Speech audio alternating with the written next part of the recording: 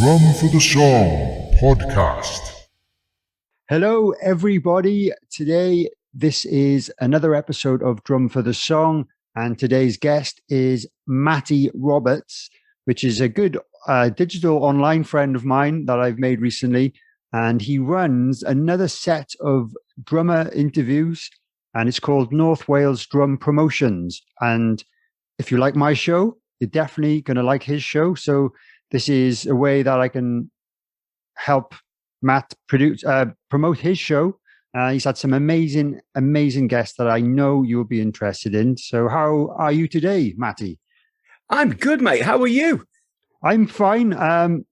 I was just painting my fence about half hour ago, and I set an alarm for 30 minutes before this interview is about to start, and then I'm going to go and finish it off later on, hopefully. But generally good, and I'm really happy to finally get you on. I know we've talked about it for a few weeks now, and yeah, I'm still enjoying the show. I need to catch up on a lot of them, but yeah, it's really great to see someone doing it with such a great attitude and kind of I quite like your relaxed manner, which I think a lot of people like about my show. Is kind of chilled out, and I think that really kind of helps you as a listener. So thank you for that, and thanks for doing such a great job.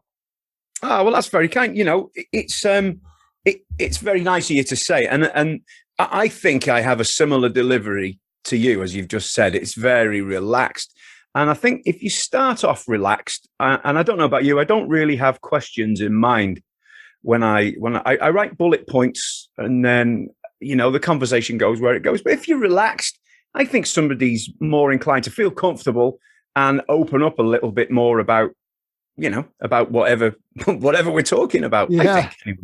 Yeah, I agree with that totally. I kind of make bullet points. I don't always stick to them, but it just prompts me if I'm like, what was I going to say?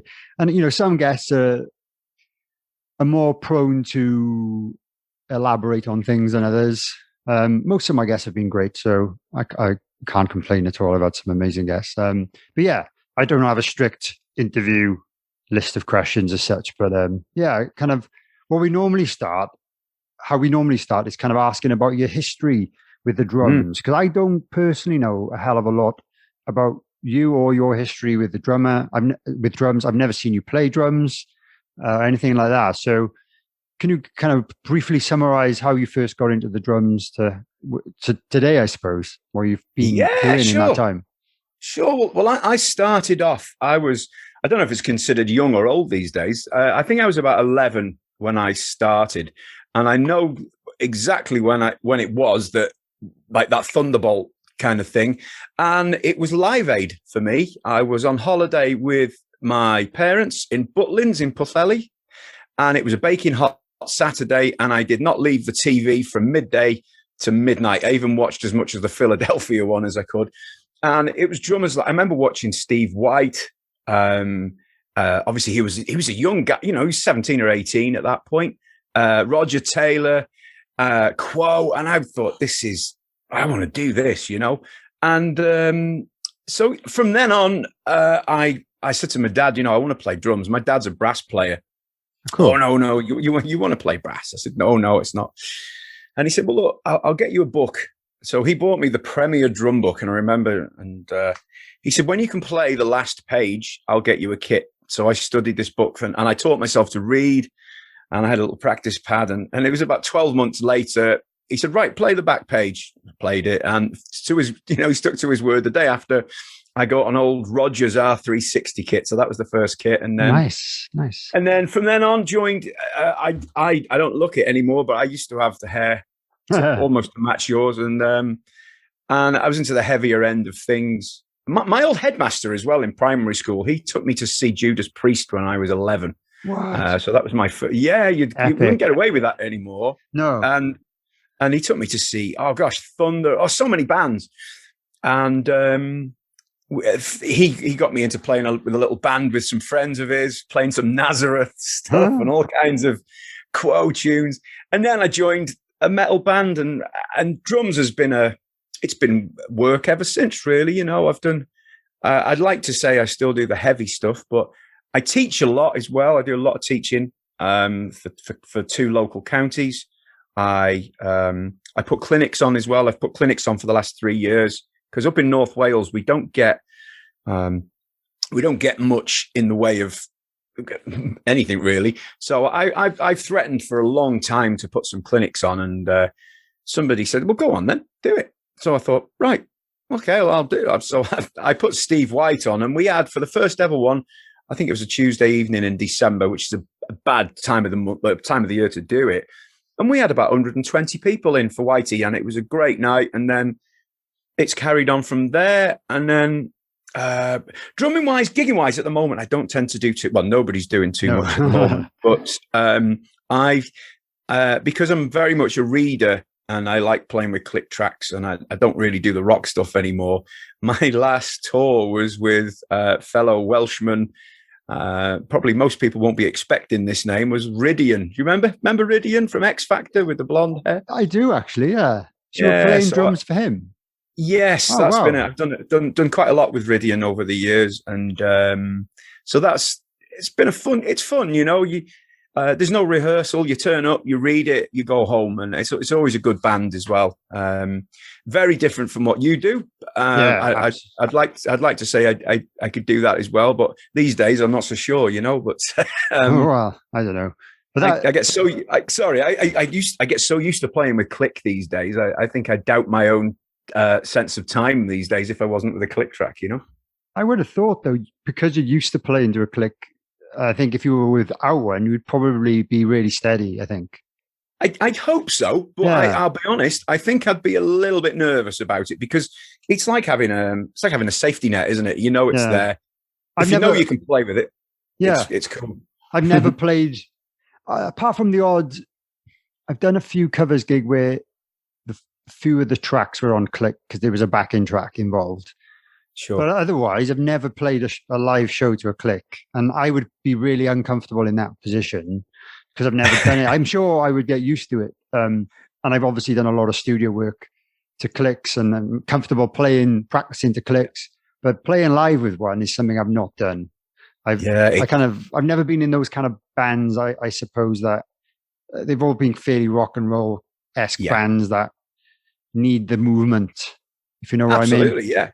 Sometimes you need that kind of movement away from a rigid tempo. But that's interesting. I had no idea you'd done that with Rydian as well. That's pretty cool.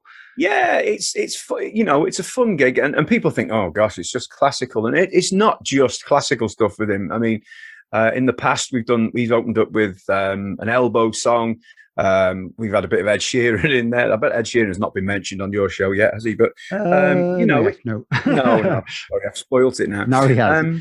But you know, he gets into the rock stuff as well. It's not just classical stuff. I mean, I haven't done anything for a long time with him. He doesn't do so much these days, but but it keeps me busy, and a lot of teaching. So that's good. So when you mentioned the teaching, do you mean you teach at schools, or do people come to you, or do you go to them, or? Yeah, I teach in schools. I do about 2 or 3 days a week in schools, and I teach privately as well. I have about about 10 or 12 a week that come to me, which is pretty good in my little lair here, which kind of you can see all my books there. Just so that's where you teach. That's the kit you teach on. It is. Brilliant. Yeah, I have an electric kit as well, and a smaller kit for little ones as well. So it's quite a nice little space to be, you know. Yeah, absolutely. Again, this one thing, I did dabble in some teaching when I came out of university a long time ago. It was just a couple of hours a week, and it was at the time where I really need a proper job. I need to start earning money, and then I started working. I don't know how familiar you are with Cardiff. I used to work at the Cranes music shop in Cardiff. I know exactly where you mean. So yeah, it's not there anymore, unfortunately. Yes. But I kind of started working there part-time, and I was doing the teaching job. It was like one afternoon a week. And then even though per hour, the teaching job would pay me more, it was kind of like, well, I'm turning down a full day's work at Cranes by doing that. So I had to kind of choose that. Yeah. And then I never went back to it. I always said I would. I'm not like you. It sounds like you're obviously very good on the reading side of things. I was never really brought up that way, never really studied it enough. That because I can read drum music. Like I'm not like I wouldn't say I'd be comfortable sight reading anything off the top. I'm not that experienced. Sadly, I know it's a really useful technique to have. But yeah, I think that's one of the reasons why I haven't jumped into going back into it, despite many people telling me you should teach. You'd be a great teacher, all this stuff, and you've got the right attitude for teaching and all this. But it's like, well, I just need to knuckle up on my reading side of things really before I comfortably go back into it. But that's great to know that you have so many students, and I'm sure but the reading's not everything, and it's not for everyone as well. It's kind of the thing that it's the avenue I went down, and I find it's bizarre, but I won't do if it's a non-reading gig. I generally won't do it because I don't want the hassle of having to rehearse and learn loads of stuff. And so I think it's laziness. It's a tool I've got so used to using. Yeah, I don't want to work without it now, it is lazy. I'm going to be honest. I'm a lazy drummer. I really am. I enjoy the playing. I enjoy the gig, and I enjoy a bit of the pressure of opening those parts up, not knowing quite what you're going to get, and then it's like, oh. Here we go. Let's try it. Oh, that'd give me so much anxiety. I think I like, even though, it takes a lot more time to kind of turn up at rehearsal. Even if you're doing a dep gig, like I've done dep work and I've never been that confident or comfortable because I know I don't need, like in the normal bands I play in, I know everything off by heart. Most cases I wrote the song, I wrote the drum parts. It's a completely different situation to throw yourself in, and I'd like to do more of it because the more I do, I'm sure the more comfortable and confident I would be at doing it. But I guess there's so many other people ask, and they probably know I'm not the go-to guy for that gig, even though I kind of would like to put my foot into it a little bit more, dip my toes into it. I think that's the correct term. But you never know what the future will hold. But it's been an interesting, up until 3 years ago, I worked for 8 years for Yamaha music schools. And I did a thing I was the drum presenter for the UK, which meant anywhere where there's a Yamaha music school in the UK, I would go and promote drums, promote Yamaha, promote everything. But after 8 years, it was getting a little bit tiring, traveling. I was over in Belfast, Dublin, as far north as Inverness, everywhere twice a week, and I just saw great experiences, and it gave me a great confidence talking in front of people. So that's another little thing which was nice, and it was a nice job to have. Nice little job, and I'm sure it set you up a little bit for what you do now, talking to famous drummers on camera and putting it on the internet. Which is, again, a thing I've talked about that I was not comfortable with at all when I started. I didn't have any confidence with. I just kind of thought, I'll just do it and see what happens. Yeah. I guess I built up working at Cranes. There was a lot of customer interaction and stuff, and I guess that probably helped a little bit. But in terms of speaking on stage or with a microphone or to an audience, it's not something I've done because I'm normally sat behind the drum kit, hiding away. Exactly. We sat behind tons of gear, aren't we? Generally, and it's like a little safety barrier, isn't it? We don't have to. That's honestly how I feel, and people think I'm really confident because I'm like rocking out, but I just know I'm hidden away behind the drums, and the other guys have the microphones. I don't have to speak to anyone.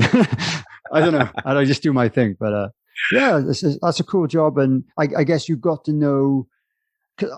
Because I guess I've technically worked in the music industry, like musical instrument industry. You get to know contacts from different brands and artist relations and artists. I guess you were maybe, even though you work for Yamaha, I'm sure you cross paths with so many different people that work for all the other companies, which probably helps you today. I'm assuming obtain some of these great contacts. Absolutely, and you meet some good people, some good friends along the way as well, as you know. It was mainly around school, so I didn't see that many people from Yamaha side of things, apart from the people who booked me in for these shows and things. But Yeah, I've met some great people over the years, and I've been invited to some great things. I mean, Yamaha music schools have lots of teachers, and they have training days, and they'll bring in guest drummers to do maybe a training day for the teachers. Steve White was the first time I met Steve White. Actually, it was I don't know, about 7 or 8 years ago, I think, and brilliant. Just seasoned pro, who's literally done everything and has loads to offer. These guys, like myself and the other ladies and gents who teach. So absolutely. Good. I'd love to get Steve on my show one day. So I think he's on my wish list that I'm gradually getting through, which is great. But that'd be nice to get him on. I'm sure my listeners would like to hear what he said. But he's been on your show, right? He has, and I was lucky. He was. There was a few. He's been on as a guest, but I had him as co-host on. I think it was 3 shows as well. Oh, wow. I know Steve is a massive Slade fan, real massive Slade fan. I think the first song he ever bought or single he ever bought was a Slade single. His first dance at his wedding was a Slade song. And I said, look, I've got Don Powell from Slade. I said, how do you fancy doing a co-host? And he jumped at it. And I said, look, you take the lead. I'll just sort of loiter in the background. And it was great. We had Don on, and Don it likes to talk. And we'd been on for 45 minutes. And we realized we'd only got to 1972. So, so it was kind of, I tell you what, should we end it here and maybe do a part 2? So he did the part 2 with me, and he was brilliant. Steve was enjoying it. Don was great. And then I know back in early 90s, Steve did a tour filling in for his brother Alan with Oasis with the Black Crowes, right, in a band called Space Hog. So Steve became good friends with Steve Gorman, the drummer from the Black Crowes. So I managed to get Steve on as a guest, and Steve was co-host again. So because they know each other well, it was really, really cool, So yeah, Steve's been really helpful with me. So it's been great. Fantastic. Well, make sure I know some of those names have been mentioned by some of my listeners, so they should go and check out your show if they want to hear those guys talk about themselves. And yeah, great. So you mentioned you were influenced by some of the heavy rock stuff. Is there any other kind of bands or guilty pleasures that you have, or anything like that? Guilty pleasures. Do you know what? I in the 80s, I got into the hair metal thing in a big way. And I think, is that classed as a guilty pleasure? I don't know. I think to some people maybe, but I think it's coming back around now. That 80s stuff is. I've seen brand new bands come out, and I think it's an 80s band, and I go and check. They started 2 years ago, and it is exactly the same sound as that kind of sound. It's coming. So it's really popular again. Totally. I mean, I wouldn't say I was influenced by it. It seems ironic talking about hair metal when.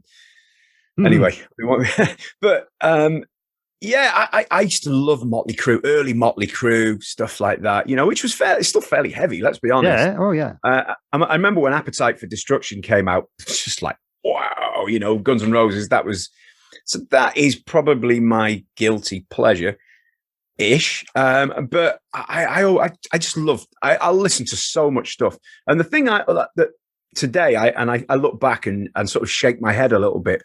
When I was around in the 80s, I used to dismiss anything that was pop music, anything. It was like, no, I can't listen to that. And now I listen back at things like, I'm sorry to mention the name of this on your show, on your rather heavy show, but I listen to Wham, right? And then I listen to how good the musicians are playing it. And I feel a bit guilty for just dismissing it. And I've had lots of the guys on who have played on these records. And I've admitted, I've said, look, hands up. I used to just dismiss everything you did. And now I think, wow, that was some serious quality. In these days where everything is sampled and digital, to have those guys play that, wow. Yeah. Yeah, I can imagine, actually. And I've always been a fan of, some forms of pop. I've always tried to keep an eye on what's going on with it. Maybe the last few years, I've kind of lost track a little bit. I guess mainly because I'm listening to less radio now, because it's all podcasts and playlists and Spotify. Yeah. Whereas when I used to drive my car, it wouldn't be uncommon for me just to stick Radio 1 on because I was just to keep an eye on what's kind of current, what's in the charts, and some songs I really like, or some artists. I'm like, oh, that's pretty nice, and I show that to my wife or whatever. But yeah, I've definitely lost touch a little bit. But I've been to a few big pop live gigs over the years, and one in particular that I thought was amazing was Taylor Swift. All right, and the live musician she had with her was incredible. And she's as poppy as they come, in terms of, just little girls love Taylor Swift. That's kind of the demographic, to be fair, but the musicianship is still incredible. Sure. Well, she's a musician herself, which maybe that's why she promotes the kind of live band thing more than maybe other pop artists that kind of maybe would rather shell out for a load of dancers and have a backing track than have a live band. But yeah, I thoroughly enjoyed that.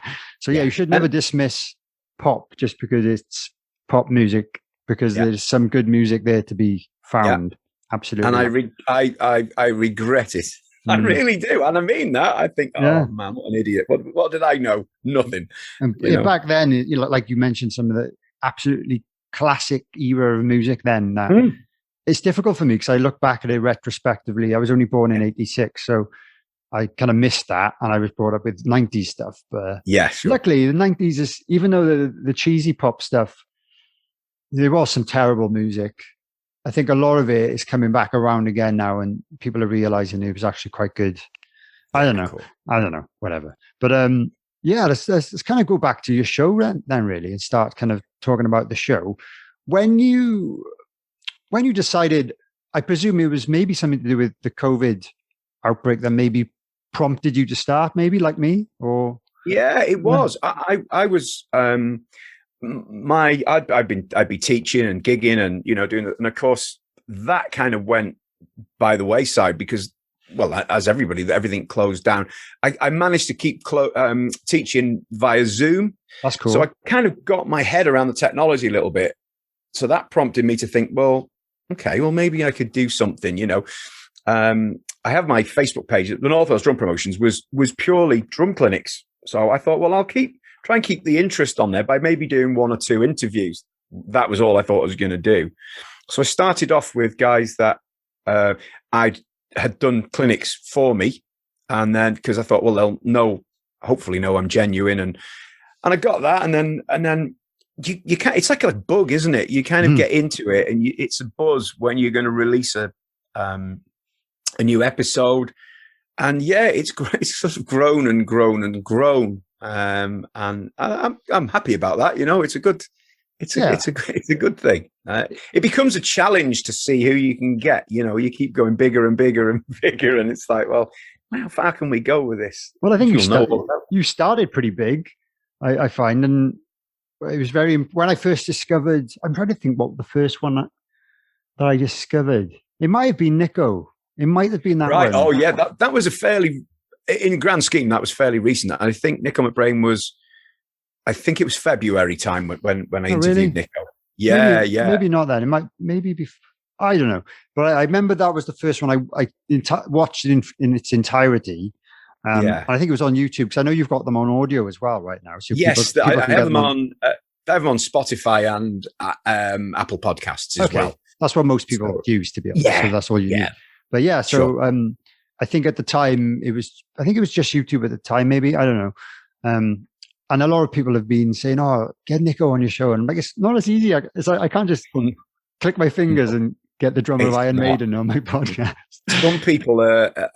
Some people are just out of reach, aren't they? And I was very lucky, and I don't mind saying how I've come about some of these guests, because I never, if somebody's helped me out, I will never keep that secret, because I think they deserve the respect and gratitude for doing it for me. I interviewed a drummer who I have loved for years, since I can remember listening to music, and that's Simon Kirk of Free and Bad Company. Nice. And I thought, I really want to interview Simon. So I found some details for his website online, and then it was all management details. There was no direct contact, as you can imagine. And I sent the email to the management thinking, oh, here we go. This will just go straight into the trash. It won't. And I explained what I did. And the next morning, I got a lovely email from Simon himself saying, I'd like to do it. Let's do it tomorrow. Oh, wow. Wow. Yeah, okay. So we did it, and it was great. And he was brilliant. I think he enjoyed himself. You know, it was really good. And at the end, he said, look, I like your approach. I like it's nice and relaxed. I'd got some questions from some drummers who I'd previously interviewed who I knew were fans of Simon. I got questions from Steve White, Steve Gorman, and a good friend of mine. Do you know the band Anvil? Yeah. Yeah, well, Rob Reiner's a good mate of mine, the drummer from Anvil. Oh, wow. We have some we keep contact quite a lot. And I know he's a massive Simon Kirk fan. So he gave me a few questions. And I think he liked the fact that I'd gone to the effort to get some questions from his peers, you know. Anyway, at the end, he said, I really like what you do. Can I help? Oh, nice. And I didn't really know what he meant. And I just said, well, thanks. Yeah. And we, you know, ended the call. And the next morning, I had emails from Simon Phillips, Chad Smith, and I think it was Nick Mason and Liberty DeVito the very next day. So, you know, Simon says that we should talk. And I was like, whoa. Nick Mason emailed you. Yeah, Carmine Apiece as well was another one. And it felt like a bit of a sick joke at first. I thought, this can't be right. But Nick, the funny one with Nick, I sent him a message back and said, you know, I said, Nick, this is like beyond a pleasure. You know, thanks so much. And he sent one back saying, look, I don't really like doing emails. Can we do text instead? He said, give us your number and I'll just text you. So I don't mind saying I still have the text message from Nick Mason on my phone, but I don't think I'll ever delete that one. No. So yeah, that's Simon Kirk for you. He you know, just a legend. Yeah, you know, you can't. So I always make sure whenever it's one that he's fixed, first thing I do, thanks to Simon for, you know, it's got to be done, hasn't it? Yeah, absolutely. I mean, they don't come any more legendary than him, and he's helping a nobody like me out, which is just great. So a bit harsh on yourself there. There's obviously, in the grand scheme of things, I'm a nobody. It's fine. I'm under no illusions. Don't worry. Hi, I hope you're enjoying this episode of Drum for the Song. I just wanted to briefly interrupt the interview to tell you about my Patreon page, which is a place where you can support the podcast and, of course, support myself. You can sign up to one of the 3 tiers on there. There's one that's £3 a month, one that is £5 a month, and one that is £10 a month. There are loads and loads of exclusive benefits to signing up, including bonus episodes, merch discounts, Christmas card for myself. If you sign up to the top tier, I'll send you a pair of my drumsticks. Loads of other stuff. So go check it out. It's patreon.com/drum for the song. And another way you could support me if you're interested, if you're not bothered about the Patreon thing, if you go to my official website, drumforthesong.com, you can send a donation via PayPal.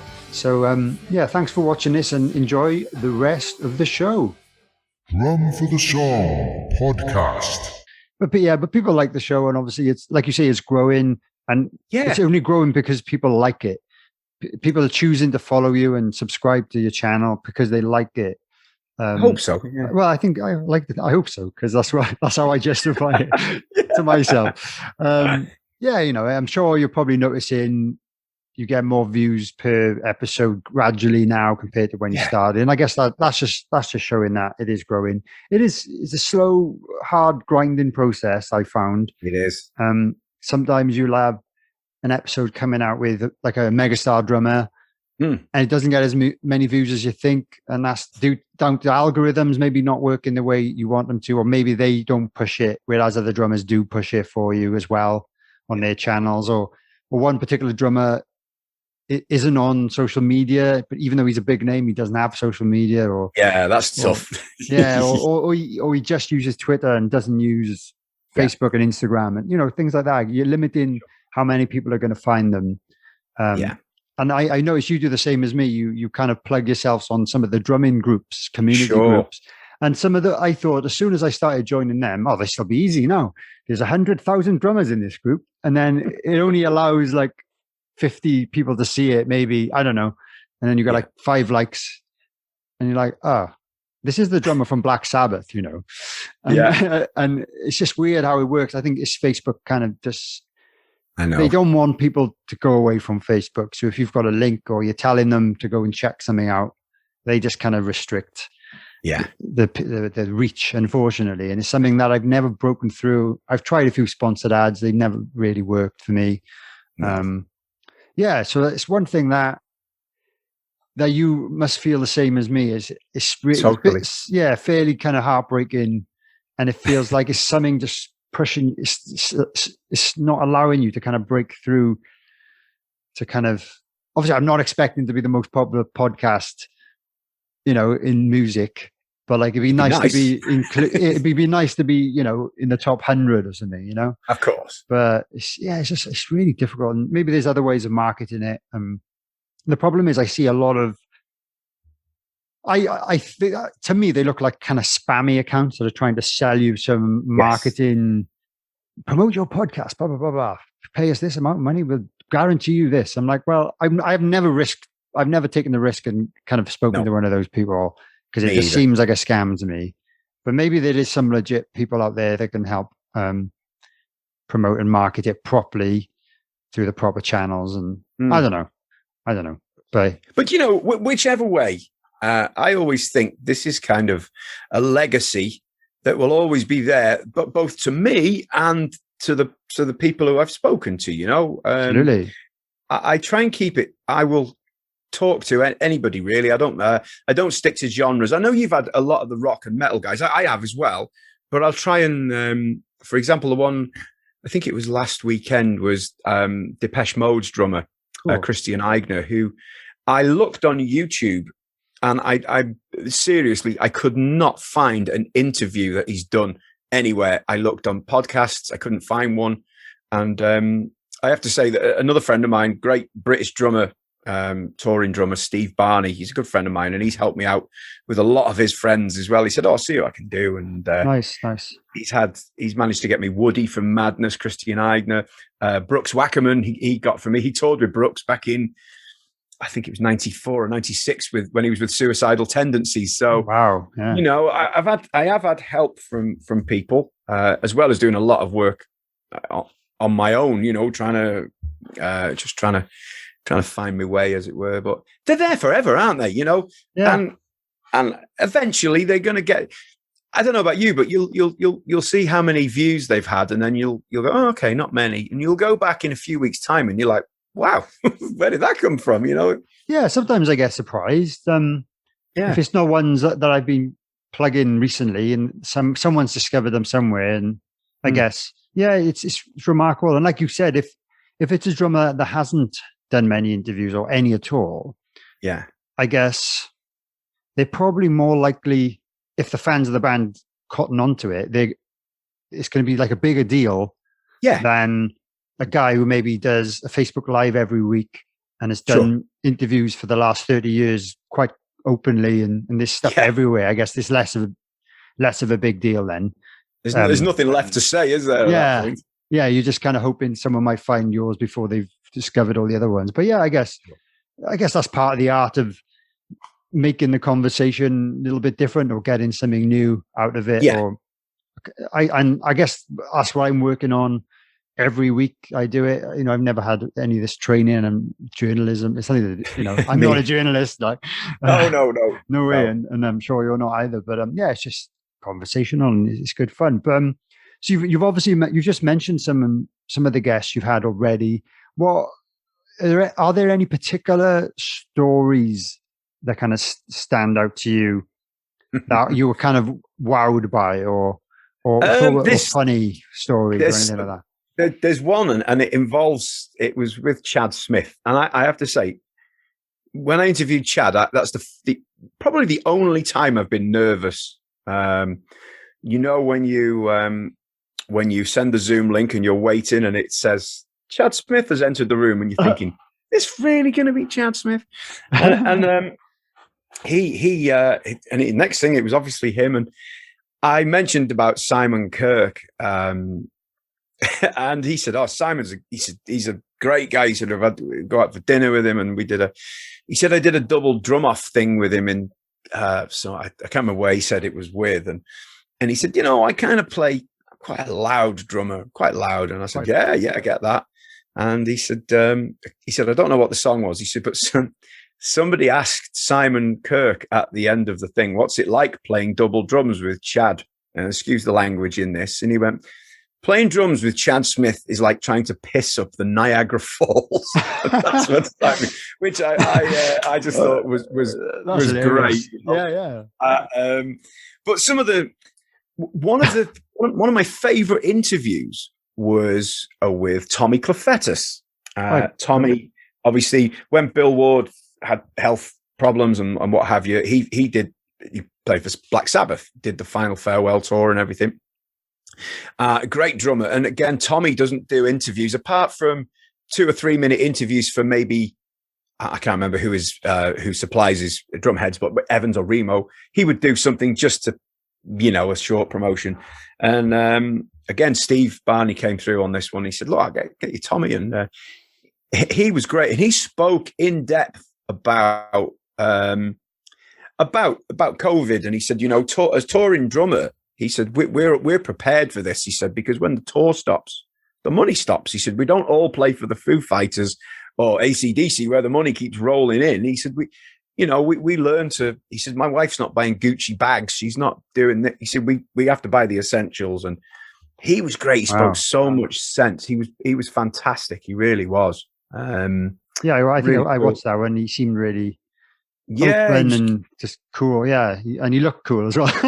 Oh yeah. He's super cool, isn't he? I mean, the opening line from him on that one, I'm not going to repeat it because I don't know who's watching this, but if you do watch, it's worth watching for the opening 5 seconds for what he says to me. I don't know if you can remember what he said, Dane, but I said, nice of you to do this. And I'm not going to say it because I don't know. I don't want to swear on your podcast, but it's funny. I nearly fell off my stool. This very one here, just hysterical. I can't exactly remember, but I remember it being quite comical. Yeah. And he said, he said, you're going to edit that out, right? I said, nope. And I left it in. And but some great, just amazing stuff over the years. I interviewed Woody, the drummer from Madness, and he was great. And I said, a lot of your influences are sort of very rock, John Bonham, Ian Pace. And I said, there's not much two-tone / ska in. And he went, I don't like that sort of music. And I just thought, you play for Madness. He went, no, I wouldn't listen to it though. And I just thought, that's brilliant. I love it, when you get things like that. So, yeah. That's class. Yeah. Oh, great. That's some great stories there. And there's hours and hours of entertainment for people to delve into if they're into this kind of stuff, which they must be if they're listening to this. So, I'll be happy if 5 people watch this, Dane. I'll be happy. That's a success in my book. Well, I'm sure it'll be more than that, hopefully. But that's great. And I think basically, so obviously you're on YouTube. I know you're on YouTube. You've got your Facebook page. You kind of do everything from there. Yeah. So North Wales Drum Promotions on Facebook. Yeah. I mean, the actual interview thing is Percussion Discussion, I call it. Right. Ironically, we're nearly 50 episodes in, and I haven't had a percussionist on. I have had a percussionist, but I think he's number 52 or 53, so he'll be out in the coming in the coming weeks. But so it's good. But we're on Instagram, Twitter, and all the usual things as well. Yeah, that's good. That's good. Let's go back to when you mentioned about workshops, because I haven't been to many workshops. So. From the ones I've been to, they've always been in a drum store. Presumably, there's no drum store. Are there any drum stores in North Wales? No, the nearest drum store to me is Drum One in Manchester, believe it or not. Nico McBrain and Craig Buckley's place. Yeah, I'd love to go there. That is the near. Oh, it's amazing. Yeah, it's worth it just to go and see Nico's kit, there's always a kit from a particular tour setup, so it's worth having a look for that. So yeah, that's the nearest one to me, believe it or not, which is quite sad. But there we are. That is sad, yeah. So what I was going to say was, where do you host the workshops? The clinics and things. There's a local venue. Well, it's a hotel actually called the Springfield Hotel, and I went along and I said, look, I was quite careful how I described it, because when you say you've got a famous drummer coming along, you're going to put a big PA in, staging, lighting. It's not for everybody, is it? So, but the manager was great, and he said, "Yeah, look, we can do this." I said it'll be on a midweek Tuesday or a Wednesday, and then because it's a hotel, we're on a tight curfew, so the music has to be done by 9:30. You can do all the meet and greet stuff after, and he said, "Look, there's no charge. I won't charge you for the room. Wow. We'll have the bar, food if people want to eat. So we've got a great arrangement going there, and I've done." I think it's 5 or 6 now, which have been all well attended. I'm really lucky. I get a really solid core of people who support everything I do. It could be Ian Matthews from Kasabian. I'll come to that. There was a drummer from America called Steve Lyman, who was doing a very small clinic tour. An amazing drummer, incredible drummer, but unfortunately over here he's just not known. So I took a chance and I said, look, let's do it. But you have to do a masterclass first to make it worthwhile, and we sell extra tickets. And it was great. They supported that. So, I'm lucky. I'm lucky, really. Very lucky, in fact. So that's where I do it. And I've gone on to do actual masterclasses. Like Whitey came up and did one for 2 groups of 20 people for 2 hours at a time. And it's really good. People go away, they're buzzing.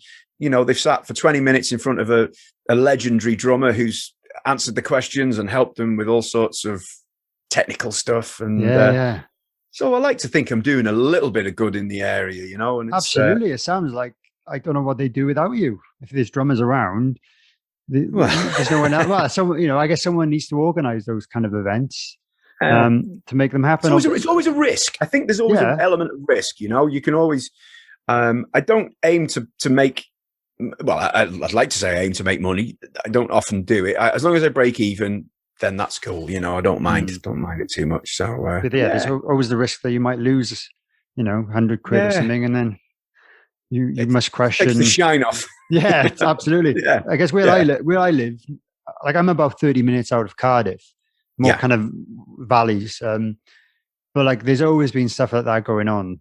And not that I've ever been to many. I have been to a few clinics, some amazing ones. Benny Greb, Jojo Mayer, and like, because they kind of do the rounds, and there's always one of the big Cardiff shops. There's always had them. Obviously, we've got Drum Depot in Cardiff, and Drummers On, which is another great shop. So it must be for the drummers who live up kind of where exactly in North Wales are you anyway? I live not far from Prestatyn. So I'm right on as I'm looking out of my window here, I can see the sea, if you like. Nice. So it's I've got it's nice, but we don't have. And that's the difficulty, because there's no drum shops. I don't have any pull from drum companies or cymbal companies or anything. So you got to fund it all yourself. Yeah, I mean, I have to say, when I put Ian Matthews on, British Drum Company were amazing with me. I think I was the first person they've trusted to use their name and put on 2 of their drummers in a show that they haven't organised. Keith put a lot of trust in me on that one, and it was a huge success. So it was brilliant.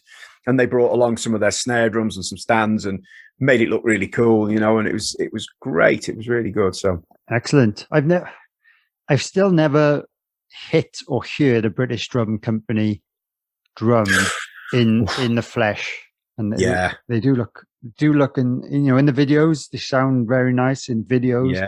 I've never been in a room with a kit or anything. You should, honestly. I know. I'm pretty happy. I'm really happy with what I play, but they're one of those companies that you look at and you're like, oh, that's nice. So I can see why all these drummers are going to that company. And a lot of my past guests, even if they weren't with them then and with them now. Russell Gilbrook was one, wasn't he? Yeah, he was one. Yeah, Nigel from Saxons with them now. Yes. Yeah, of course. Mark Richardson, Mike Heaton. uses them. Yeah, loads, and I think there's a couple of others, but yeah, it's nice. Nico as well. Yeah, well, yeah, he hasn't been on my show, but yeah. No. Yeah, not yet. But that was one interesting story that I thought was interesting from your episode with Nico, when you asked him. Well, I don't know if you specifically asked him, but he talked about why he moved from Sonor or whatever. And I ended up going to British Drum Company. So that's a really good story if anyone wants to go and check that out. The rest of the interview is great as well. Nico's a bundle of joy, as you would imagine. Oh, he told me he had 25 minutes to spare. And I said, that's great, Nico. I said, I'm grateful for whatever you've got. I think it was an hour and 25 minutes. I think he missed the doctor's appointment because of that. He lost track of time. Insane. He enjoyed it. Yeah, you could tell he was enjoying just talking to someone about the industry and drums and stuff. You could tell he was having a good time, and he was. I think so. I think those are the interviews that, from a listening perspective, because I do listen to a lot of podcasts as well. I do, yeah. And the ones I enjoy, when you can just tell that the guest is having fun and enjoying the conversation. It's not just work, because I guess some people think, oh, I got to do this for my profile, or my record label wants me to do this, or whatever. And you can tell they're not really enjoying it. But I think that's what you've got to try and get out with a guest. And it is hard. Sometimes I've succeeded. Sometimes I feel like maybe not. But mostly. Same. Yeah. But great. There's nothing worse than one word answers. It's like, oh no. I know. Yeah, I know. Yeah, that's pretty bad actually. What I normally do, we only organized this very recently. I've got like a Patreon page, and my top tier patrons always get to ask my guests a question. Yeah. So I only posted about this interview yesterday, but I had one through this morning from one of my patrons, Dean Monahan, who's in the United States of America. Cool.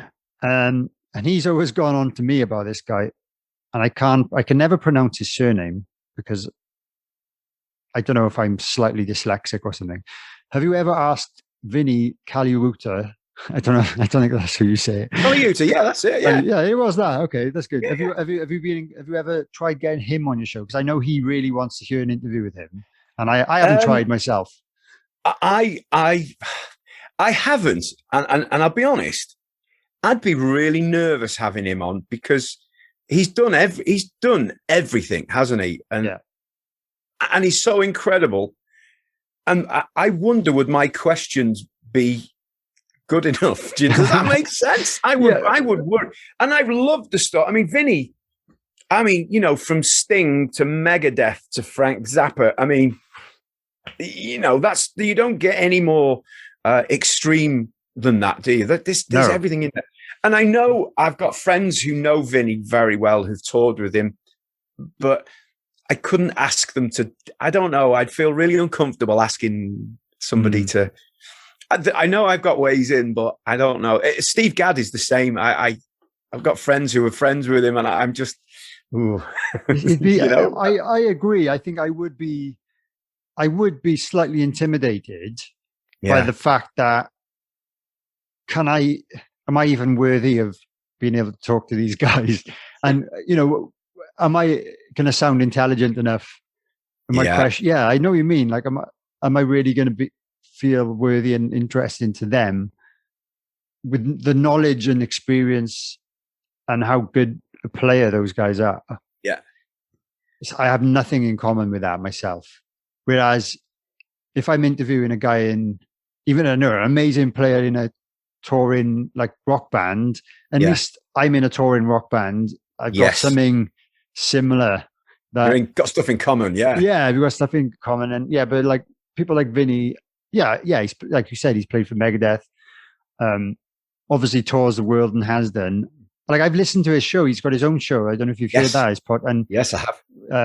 Was it Breakfast with Vinny or something like that? Or Lunch with Vinny, something like that. Yeah, something like that. And I can't remember which. But but he goes on. He just talks on his own, and like I've tried doing that for bonus episodes, and I'm not comfortable doing that at all. But he makes it really interesting. Yeah. He's obviously got a good old brain. To play with the stuff he does, he obviously is brilliant. Oh, it's insane, isn't it? Absolutely. And I often kind of worry about how common I sound when I'm talking. Compared when you get somebody like Nick Mason on, who's very public schoolboy, you think, oh dear, listen to me now. Well, there's one thing I find interesting because I haven't spent a lot of time in North Wales. I understand there's obviously a north and south a massive difference, in accents, and but like your accent isn't what I would typically associate being a North Walian accent. Is it because do you speak Welsh? I speak a little bit of Welsh. But it's not like first language Welsh. Like no, I can speak a few words. Further in, if you go 20 miles down or 20 miles in, then there's a lot of people fluent. Right.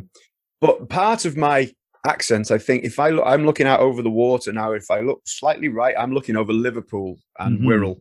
Yeah. So I think there's a little bit of that creeps in as well. I think. Yeah, I can't really put my finger on it, but you can definitely hear like a northern twinge, which I kind of understand because I remember when back in the day I played in Wrexham. I don't know how close you are to Wrexham, but like half an hour. I think there you go. And then everyone I talked to, I was like, oh, they've got like a Scouser kind of twinge. Like you don't quite have that. I don't, in my opinion, it doesn't quite sound like what I'm picturing there. But I guess it's really interesting. And I think, like you said, 20 minutes down the road, it's completely different again. And I guess it's similar down here in the south with Cardiff. You've got Newport, and you've got like Rhondda Valleys, and then you've got kind of Neath, Swansea. Everyone's has different accents within like an hour's circumference. Yeah, of course. It's crazy. And obviously the same in England as well. But I think I guess the larger countries like United States, there's obviously different accents, but they're probably a bit more widespread. Yeah, just a bit. Yeah, a little bit more. But that's cool. And right, I'm going to ask you my quick fire round now. So it's 10 questions. I've added this in about 10 episodes ago. So just so people can get to know you a little bit more. So answer as quick as you possibly can. Yeah. Hot or cold weather? Hot. Daytime or nighttime? Daytime. Sweet or savory? Sweet. Guitar or bass? Bass. Nylon or wood tip drumsticks? Wood tip. John Bonham or Neil Peart? John Bonham. Yeah. Beatles or Rolling Stones? Rolling Stones. Clear or coated drumheads? Coated. Big or small venue? Wow, I've only ever played small once. So small. You must have done some fairly large ones with Ridian. Well, I don't know. When I say small, I'm thinking of like Toilet Circuit, Dingy Rock Club. Well, big venues. Okay. Favorite time signature to play? Oh, it's got to be good old 4/4, hasn't it? Got to be nice and easy. Great. And, the other thing now, we have to end the show as I always do. If you could create your own dream band with yourself on drums, with the other members can be dead or alive, playing the other instruments, who would you choose to be in a band with? Me, who would I choose? I would love to be in a band with Randy Rhoads on guitar, which is a bit of a no-brainer, isn't it? That's pretty good. Blimey, who would I pick for bass? I wasn't ready for this one. Who would I? Oh, I'll put Steve Harris on bass. There we go. Nice. And maybe stick Malcolm Young on rhythm guitar. I think he can manage the job. Do I have to find a vocalist as well? Yeah, of course. Be Dio. Oh, yeah. It's not a bad lineup, that, is it? That's pretty good. Nice metal band. Yeah, great. Yeah. See, there's my influences coming through there, you see. That's pretty cool. That's pretty cool. And it's good that I know who they all are, because sometimes some of my guests have mentioned people I'm like, I don't know who that is. And I have to ask, and it's quite embarrassing. But no, great. I've really enjoyed this. So thanks for taking the time. I know you're really busy. Thanks for having me. I'm looking forward to your next few guests. I believe you've got your 50th episode coming soon, which is incredible. Yeah. So congratulations for reaching that amount of episodes, because it's a lot of work. It is. It's a lot of time and a lot of effort goes into everyone. So, and I know more than most. Of course. So yeah, congratulations for that. And I can't wait to see who you've got on the horizon, in the next year or so. Hopefully you'll find time to keep them going, even when the world kind of returns to normal, as much as you can. Yeah. And yeah, so just a reminder to everyone to check out, Percussion Discussion or North Wales Drum Promotions. Search them online, and you'll be able to find it. Spotify, Apple Music, YouTube. Absolutely great. So cheers, Matty. Thank you very much, mate. Thanks for having me on as well. It's really kind of you. Appreciate it. Absolute pleasure. Nice to meet you. And we'll see each other in person, hopefully, when the Bastard Sons return to the roads. Buckley Tivoli, hopefully in November. That's my local venue. So that's the fingers crossed for that one. Great. I'll see you there. Good hopefully. Man. Yeah. Cheers. Thanks, Dane. Cheers. No worries. Bye-bye.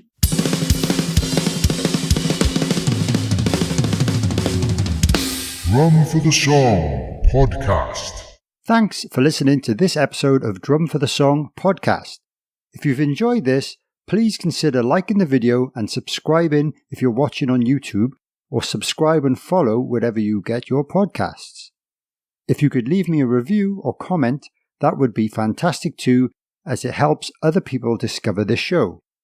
Please also consider sharing this with any family members or friends who might enjoy the content. You can also follow me on social media at Dane_drums or at Drum for the Song, or search for Drum for the Song on Facebook to follow the page and join the official Facebook group. If you'd like to support the podcast, you could purchase some merchandise from drumforthesong.com, or consider supporting me via Patreon from just £3 per month for additional exclusive content like bonus episodes, video calls with myself, competitions, discounts, and much more.